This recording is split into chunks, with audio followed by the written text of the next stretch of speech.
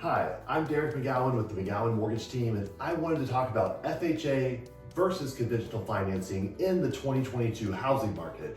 This is a huge one I've seen a lot lately where FHA buyers are really having a tough time even getting their offers looked at simply because it says FHA on the pre-approval. Now I know, traditional wisdom and in years past, if the person went FHA, it meant that they probably had a super low 600 or high 500 credit score, and that's the only way that they could get approved. But if we look at it a little closer, the regulations have really tightened up on what's required to qualify for conventional. That's one aspect that's pushing so many more buyers to FHA as the only option that gets approved.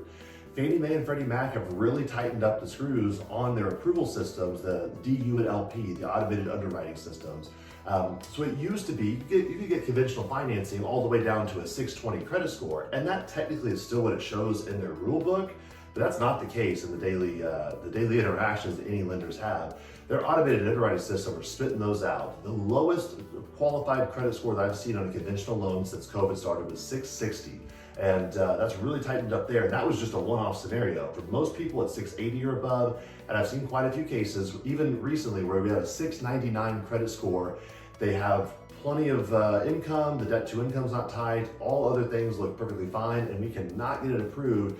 Nowhere can get it approved. And it's just with conventional financing, and it's just because it's today's market where they want him to get to 700 to then get approved for conventional financing. So that 699 credit score right now is walking around with an FHA pre-approval. Doesn't mean the person's not qualified and can't get a super easy approval on a loan. It's just that's the one option in today's housing market. The other big one is FHA is much more lenient on the interest rates and the mortgage insurance. So if you're in that high 600 or mid 600 credit score range where you're kind of teetering on the fence of FHA or conventional, but FHA has the same mortgage insurance rate for everybody, and their interest rate is, let's say around 4% right now. No matter what the credit score is roughly, it's a very small variance, whether it's a 600 or 800 credit score, FHA holds the rate very, very closely intact. We can still get great financing all the way through the credit score ranges on FHA. Conventional, we have amazing financing if the credit score's there, but it really falls off fast. So the first phase is just getting it approved, like we talked about originally, and it's been tougher than ever before getting it approved. Then once it is approved, if they're not in the higher credit tiers, the rate really falls off. Where it'll go from maybe the high 4% right now, if they have really good credit, to where if their credit's now dipping into the 600s, they could be well up into the 5s, mid 5% as the only option. So would you take a 4% rate or a mid 5% rate? And the higher mortgage insurance, because the mortgage insurance providers are also getting a lot tougher. So all the way through the different phases of it, first getting the approval, then getting the best approval, even if you have the options of conventional and FHA. If you're in the buyer's position, that really is a decision to make. Man, do I pay a whole 1.5% possibly more for conventional because my credit score is kind of in the mid tiers, and pay $100 more for mortgage insurance, or do I just stick with FHA, get the better rate, get the better mortgage insurance, maybe I can refi to conventional down the road. That is the daily conversations that a lot of lenders are having with buyers, where even if they have the option, it might make more financial sense to go FHA. Doesn't mean they're a bad candidate to buy a house or will have a tough time getting an approval. The other two topics I feel like they get kind of misconstrued a little. One of them is the appraisal. I know that's a huge hot topic. But if we dive into it, there's only two major parts to an appraisal: the condition of the house and the value. Well, sure, FHA and VA, they do require the houses to be move-in ready. So they are a little bit more particular, absolutely. But as long as there's not glaring issues with the house, major repairs needed, that's all they're looking for. They're not so nitpicky as many might believe. Sure, on some things it can be like, hey, put a handrail here or things like that. But other than the major things, FHA and VA appraisals aren't that crazy on the conditions. It's usually the major glaring issues that conventional appraisal very well could catch as well.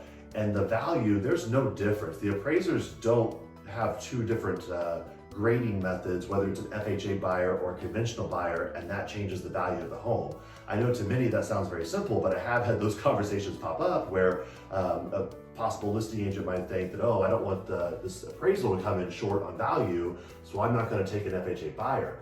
That's a non-factor. The appraiser is not looking at the value of the house compared to what's on the pre-approval letter, that has no interaction there at all. The value of the house is the value of the house. It'll be the same whether it's FHA, VA, or conventional financing, or any of the other financings. So that's a moot point there. And then the last piece of it is I feel like some people believe that an FHA loan is tougher to get approved. That's not really the case. It has to go through the same channels as a conventional loan does for 99% of the process. There's not, I mean, sure, conventional loans, if the person's putting 20% down, they have an opportunity to have an appraisal waiver. Absolutely, that's probably the big one. But aside from that, FHA follows the same, overall major guidelines of a loan to get an approval. I think possibly some lenders don't know FHA as well. I have ran into that because many lenders just focus on kind of the perfect, 800 credit score, and that's the only thing that they know. But as long as you're not dealing with one of those lenders, then there's no reason why an FHA loan should take longer than a conventional loan to get a final approval to get the loan closed. I fortunately did start off my career only doing FHA financing, so I did learn how to work. That did bring on some lower credit scores there, so I learned how to work through that and work through the channels of FHA. So now, flash forward to today, where now I do FHA, VA, conventional, USDA, non-QM, all of it. But I still really value that time getting to know the FHA ins and outs. And I can certainly say there's not a major difference in how those loans get approved compared to conventional. So really, as you really dive into all the details and all the facts, there's not that big of a difference, a big of a variance. And I don't think the FHA pre-approval letters should get shut down the way that they are. So that's my 2 cents. I'm Derek McGowan with the McGowan Mortgage Team, here to help homeowners monitor and navigate their way through the 2022 housing market.